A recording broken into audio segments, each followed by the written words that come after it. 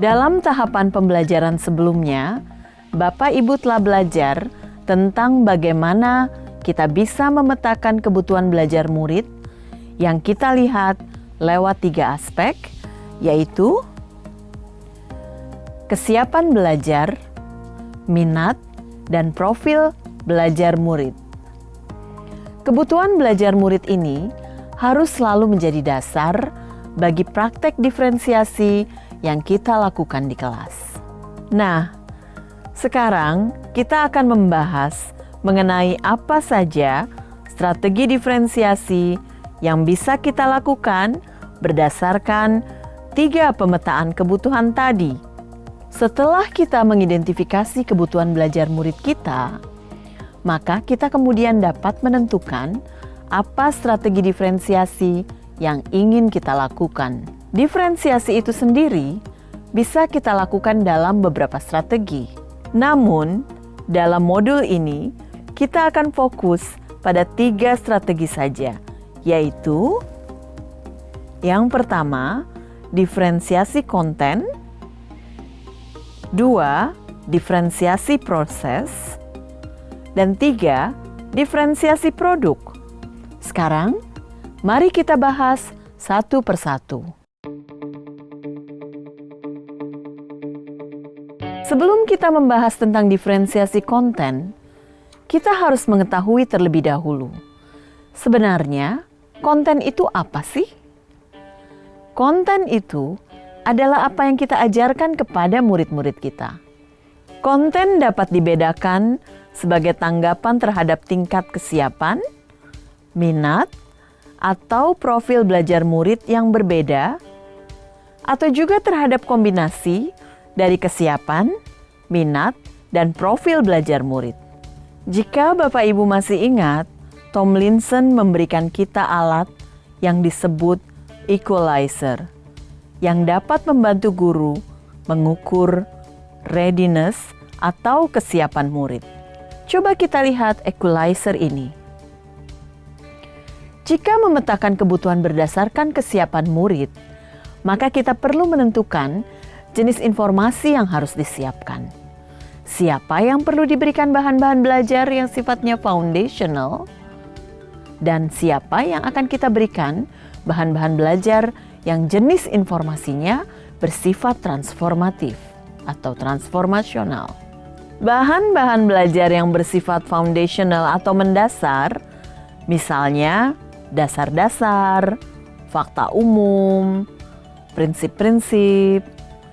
Jadi, sifat dari informasi, ide-ide, atau teks yang harus diakses oleh mereka juga harus di level yang mendasar. Sementara, di sisi lain, untuk murid yang sudah siap mempelajari materi yang lebih bersifat transformasional, maka kita harus siapkan bahan ajar yang sesuai yang memungkinkan mereka untuk mengembangkan ide-ide. Misalnya, kita dapat memberikan mereka tantangan, research question, pertanyaan-pertanyaan pemandu yang membantu mereka mengembangkan pemahaman dan memperluas ide secara lebih dalam dan lebih jauh lagi. Kita juga dapat melihat kesiapan murid dari sisi apakah mereka sudah siap untuk belajar secara abstrak atau mereka masih perlu belajar dan berpikir secara konkret. Saat belajar, murid perlu merasa familiar dengan informasi atau materi-materi penting yang sedang dipelajari sebelum dapat bergerak melihat implikasi makna atau keterhubungan antar materi. Saat mereka masih berada dalam tahapan belajar secara konkret, maka guru perlu menyiapkan bahan-bahan belajar yang konkret. Misalnya, saat kita mengajarkan anak-anak kelas 1 SD tentang konsep nilai tempat, maka kita bisa menyediakan manipulatif, stick es krim, multi-blocks, dan sebagainya. Sementara untuk sebagian murid lain yang mungkin sudah familiar dengan ide-ide dan konsepnya, mereka sudah bisa diberikan lewat gambar atau bahkan sudah bisa langsung mengerjakan lembar kerja. Saat murid sudah memahami informasi secara konkret, penting bagi mereka untuk bergerak ke tingkatan yang lebih kompleks agar murid dapat melihat keterkaitan antar konsep atau gagasan. Diferensiasi konten juga bisa dilakukan berdasarkan minat murid. Misalnya, saat belajar tentang teks narasi, guru dapat menyediakan murid-muridnya berbagai teks dengan topik tentang hal-hal yang disukai murid. Sementara itu, diferensiasi konten berdasarkan profil belajar dapat kita lakukan, misalnya dengan memastikan bahwa murid kita dapat mengakses materi ajar tersebut sesuai dengan gaya belajarnya. Sebagai contoh, murid yang memiliki gaya belajar visual mungkin akan belajar dengan lebih baik jika materinya diberikan dalam bentuk gambar. Sementara untuk mereka yang auditori, materinya dapat diberikan dalam bentuk audio.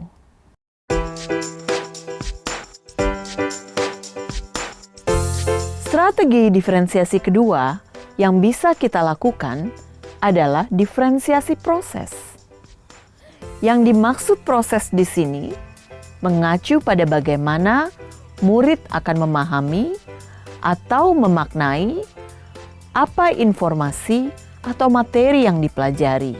Saat kita telah memetakan kebutuhan belajar murid, yang kemudian harus kita pikirkan adalah bagaimana kebutuhan tersebut bisa dipenuhi. Caranya seperti apa? Proses seperti apa yang perlu disiapkan agar kita mengetahui bahwa setiap murid belajar, apakah murid-murid kita akan bekerja mandiri atau dalam kelompok? Kita perlu juga berpikir tentang seberapa banyak jumlah bantuan yang kita berikan kepada murid-murid kita. Siapa saja yang memerlukan banyak bantuan? Siapa yang cukup kita berikan bantuan dalam bentuk pertanyaan pemandu, dan mereka kemudian bisa bekerja dengan mandiri. Nah, semua hal tersebut harus dipertimbangkan sebagai bagian dari skenario pembelajaran yang kita rancang.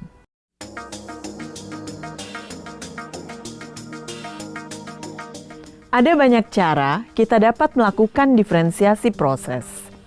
Misalnya, kita dapat menggunakan kegiatan berjenjang, di mana semua murid bekerja membangun pemahaman dan keterampilan yang sama, tetapi dilakukan dengan berbagai tingkat dukungan, tantangan, atau kompleksitas yang berbeda-beda. Kedua, kita dapat menyediakan pertanyaan pemandu atau tantangan yang perlu diselesaikan di sudut-sudut minat. Sudut-sudut minat yang kita siapkan di kelas ini akan mendorong murid untuk mengeksplorasi berbagai submateri yang terkait dengan topik yang sedang dipelajari yang menarik minat mereka. Misalnya, saat mempelajari jenis-jenis karangan, kita bisa minta murid membuat karangan yang terkait dengan minat mereka. Jika mereka memiliki minat dalam bidang olahraga, mereka boleh duduk di sudut olahraga, di mana di sana mereka akan diberikan berbagai pertanyaan yang terkait dengan olahraga.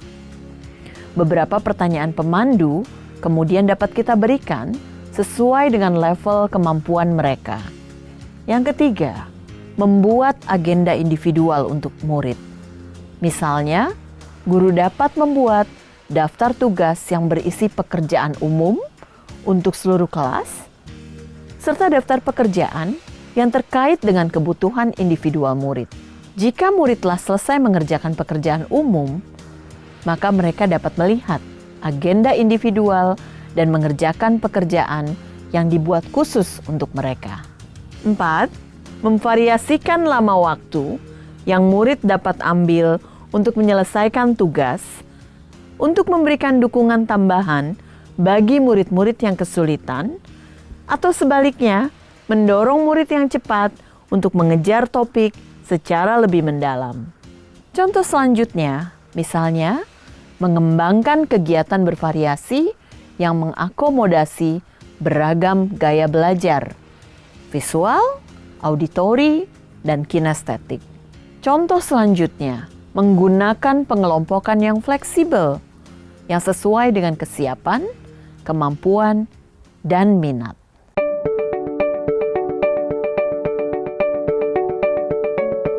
Nah, tadi kita telah berbicara mengenai diferensiasi konten dan diferensiasi proses.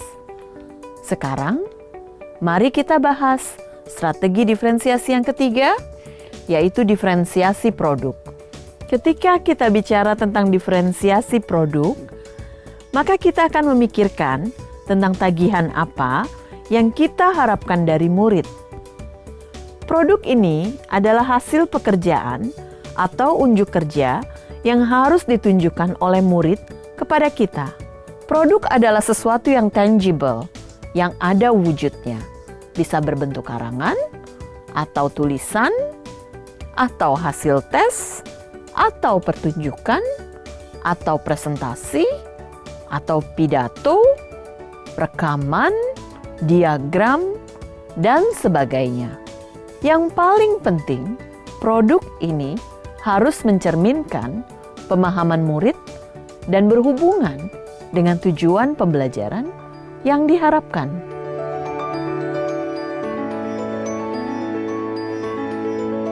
Kita dapat melakukan diferensiasi produk dengan berbagai cara. Namun, sama seperti jenis-jenis diferensiasi yang lainnya, maka kembali lagi, kita perlu mempertimbangkan kebutuhan belajar murid kita terlebih dahulu sebelum menentukan penugasan produk ini. Penugasan produk harus membantu murid, baik secara individu atau dalam kelompok, memikirkan kembali, menggunakan, dan memperluas apa yang telah mereka pelajari selama periode waktu tertentu. 1 unit, 1 semester, atau bahkan 1 tahun. Produk penting bukan hanya karena mereka mewakili pemahaman dan aplikasi dalam bentuk yang luas, tetapi juga karena mereka adalah elemen kurikulum yang paling langsung dapat dimiliki oleh murid. Pada dasarnya, mendiferensiasi produk meliputi 2 hal. Yang pertama, memberikan tantangan dan keragaman atau variasi. Yang kedua, memberikan murid pilihan bagaimana mereka dapat mengekspresikan pembelajaran yang diinginkan. Sangat penting bagi guru untuk menentukan apa sebenarnya ekspektasi yang diharapkan dari murid. Kualitas pekerjaan seperti apa yang diinginkan? Konten apa yang harus ada dalam produk mereka? Bagaimana mereka harus mengerjakannya? Dan apa sifat dari produk akhir yang diharapkan tersebut? Walaupun murid dapat memberikan informasi tambahan atau membantu guru memodifikasi prasyarat dari produk yang harus dihasilkan murid agar dapat sesuai dengan kesiapan, minat, dan kebutuhan belajar individu, namun gurulah yang tetap harus mengetahui dan mengkomunikasikan indikator kualitas yang diharapkan dari produk tersebut. Demikianlah penjelasan 3 strategi pembelajaran berdiferensiasi. Kami berharap Bapak Ibu calon guru penggerak mendapatkan pemahaman yang lebih mendalam tentang bagaimana menerapkan pembelajaran berdiferensiasi ini di dalam kelas. Jika Bapak Ibu masih memiliki pertanyaan, jangan lupa mendiskusikan pertanyaan tersebut dengan fasilitator Bapak Ibu nanti saat forum diskusi nanti. Terima kasih.